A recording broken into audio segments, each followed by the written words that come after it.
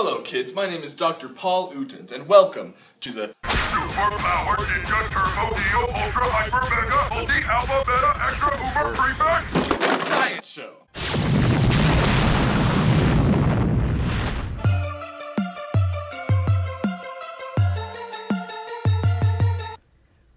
Yeah, you know what it is. Black and orange, black and orange, black and orange, black and orange. Yeah, you know what it is. Black and orange, black and orange, black and orange, black and orange. Now sit down and buckle up, because I'm going to learn you a thing about air. Number 1, you breathe it. Number 2, you can't see it. Number 3, it doesn't taste like anything. Now let's get technical. There's good air and bad air. Good air is made up of nitrogen, oxygen, carbon dioxide, argon, neon, helium, methane, krypton, hydrogen, and xenon. These are the dudes that you can breathe and not die. But there's another clique of air that causes problems in our atmosphere. This bad air clique includes ozone, carbon monoxide, nitrogen dioxide, sulfur dioxide, and lead. In order to better understand pollutants and what they do to our environment, we should first learn how they are made. Ozone is created in the stratosphere above the Earth. 2 oxygen molecules are hanging out and having a great time, but ultraviolet sunlight is jealous of their friendship and breaks them apart. The 2 oxygen molecules are kinda lonely at first, but then they see 2 other oxygen molecules hanging out, and is desperate enough for companionship that it will settle for third wheeling with the other 2 oxygen molecules. This creates ozone. Pizza will represent oxygen molecules, and this hungry child will represent carbon. The carbon molecule wants 2 molecules of oxygen in order to combust, but the process is incomplete. This causes carbon monoxide to be created, killing all of its friends and loved ones in their sleep without any evidence.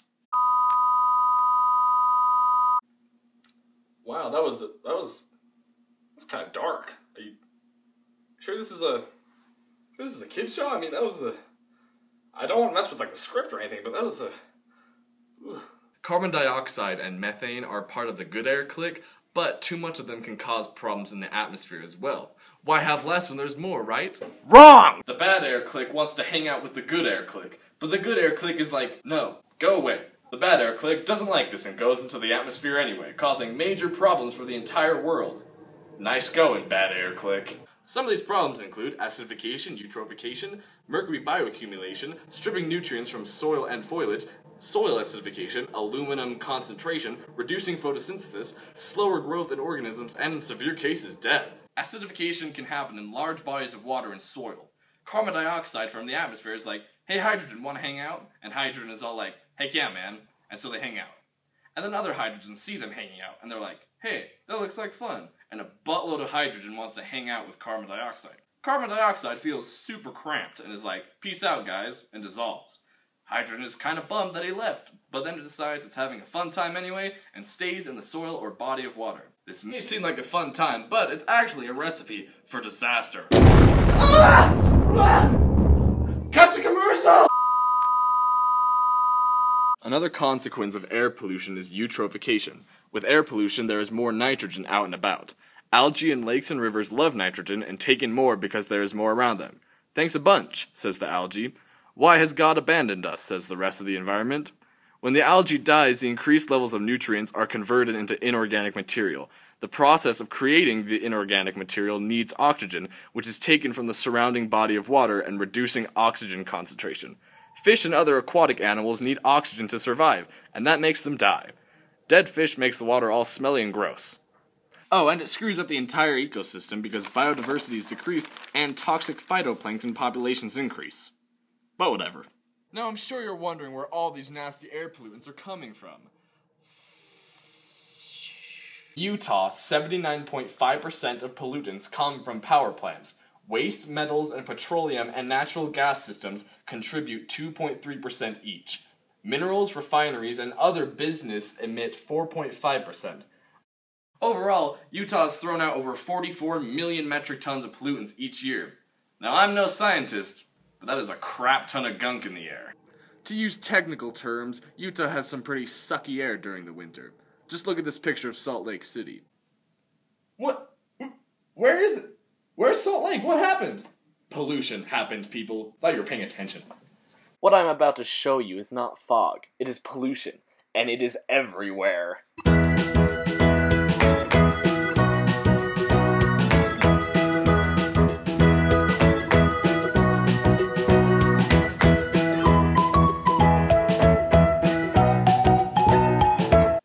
awful gunk floating in the air and entering your lungs is due to a nice little process we scientists refer to as indecent, no-good, volatile exchange of righteous, super incredible oxygen necessary for our survival.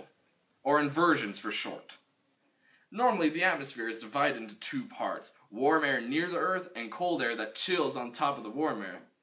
Get it?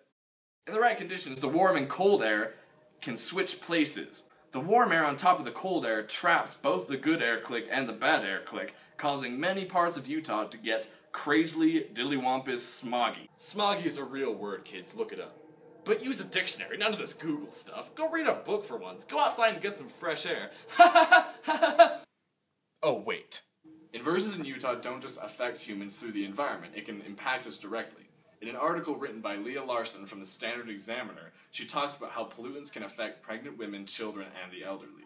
Pollutants from the air can enter through the placenta of pregnant women and cause premature birth, low birth weight, birth defects, and miscarriages. Due to children's faster breathing and rapid heartbeats, they can breathe in more pollution than adults. This overexposure to air pollution can cause lung-related problems and can even impact brain development. As humans grow older, blood vessels narrow. Pollution in the air can cause those vessels to shrink even further, increasing the risk of heart attacks and strokes in adults and especially the elderly. Another effect of air pollution is an increased rate of completed suicides. Studies in Utah show that following red air days, the rate of completed suicides increase.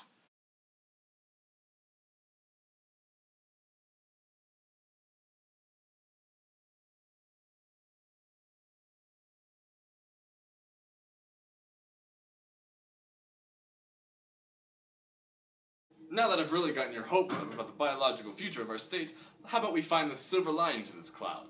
Oh no, that's not a cloud, that's smog! Get out of here, you giant cloud of sin, nobody wants you!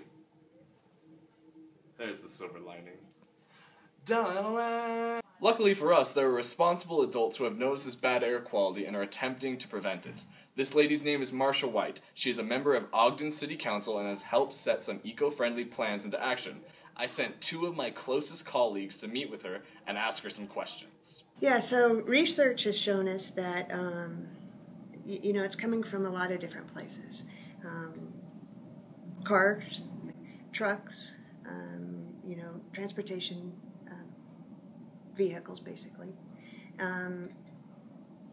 In the winter, wood-burning stoves are probably one of the biggest offenders. And then along the Wasatch Front, so in, where you see more refineries, like closer to Salt Lake, you're going to see more those types of particulates. So those are probably our 3 or 4 biggest offenders along the Wasatch Front. So some of the things that we're doing, we believe that one of the first steps to air quality and getting good air quality is to educate people. Every year, and usually February, which is one of our worst months, is that we have an idle-free week. So we announce an idle-free week, trying to make people aware, because I think the first step is people understanding, they all scream and yell that it's icky outside, but then they don't know what to do. The other thing that we have stepped into now a little bit because of our idle-free week is that we are starting to encourage businesses to be idle-free as well. So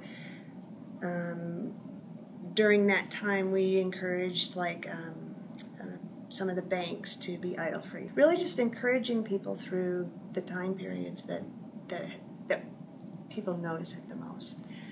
The other thing that we do, right now we're partnering with the Weber County Health Department, and one of the big issues right now is diesel emissions testing.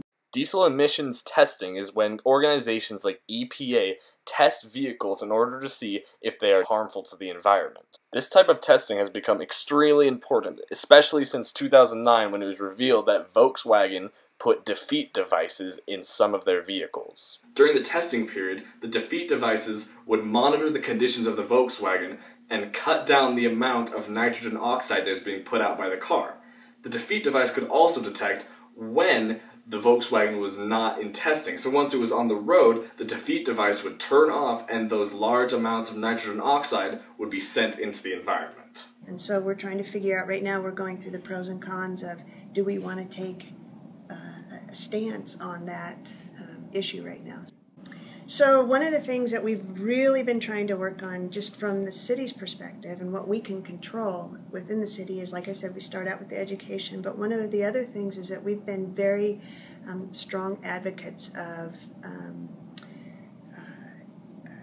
natural gas vehicles. So like our garbage trucks, for instance, are natural gas. Where we can, we're trying to look at natural gas as far as our fleet and changing those over. Just encouraging when we can to change over to natural gas. The other step that we've also looked at is electric cars. Our first step is to see if we can partner with someone like Rocky Mountain Power to come in and do charging stations maybe downtown, so that if you do have an electric car, that you can actually come down, eat dinner, get your car charged. The other last thing that we're trying to do is an active transportation corridor, so that the cars are here, the bikes are here, and the pedestrians are here.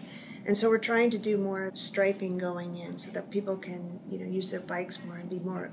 So it kind of, it's twofold. It's active living, but then it's also increasing our air quality. We're also just recently passed the transit master plan, which includes our bus lines. And so you'll start to see more of that mass transit bus lines. And one of the options right now is the University of Utah has been testing out an electric bus. So you'll start to see us using better the modes of transportation, but of that, the transportation that we can use will be better for our air quality. Now the real question is, what can you do to help prevent air pollution? Yeah, that's right. I'm talking to you. What can a little person like you do to help the environment? According to Marcia White, the #1 step is to get educated on air pollution. Once you know how the problem is caused, then you can take steps to get it fixed. Marcia White also said that the main air pollution offenders are vehicles. So in order to fix this problem, you could ride a bike, walk, or even carpool with your friends to get places. This may seem like a small thing to do, but if everybody did it, then it would decrease the carbon footprint dramatically. The second thing you can do is take advantage of the eco-friendly additions along the Wasatch Front. Once the electric bus comes out, try and take that more than driving. Participating in Idle Free Week will also be a big help to decreasing air pollution. I mean, Earth, we're like this. More like that. We're tight. We're tight. Be smart. Educate yourself. Stay in school. Brush your teeth. Don't drink meth. Don't do weed. Drive electric cars, or even better, just don't drive anywhere. Just stay in your house all day and do nothing. It's the best way to decrease your carbon footprint by far. I mean, if you don't do anything, then you're not part of the problem, are you?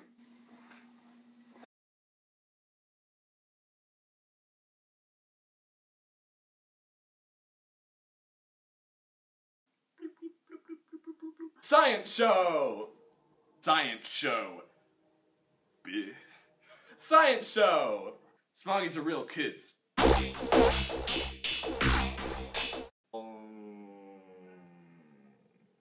Acidification, eutrophication, mercury biocclusion, and severe gases. Some of these problems include acidification. Hold on. It's real kids. And come over here.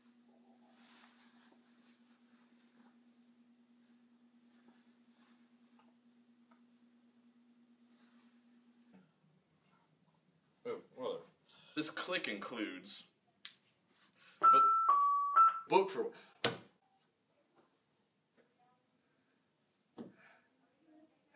I ruin it every time.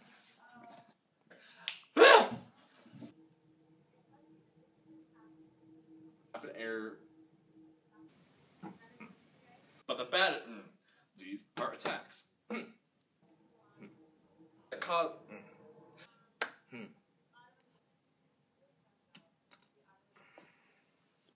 I am 30. I am single.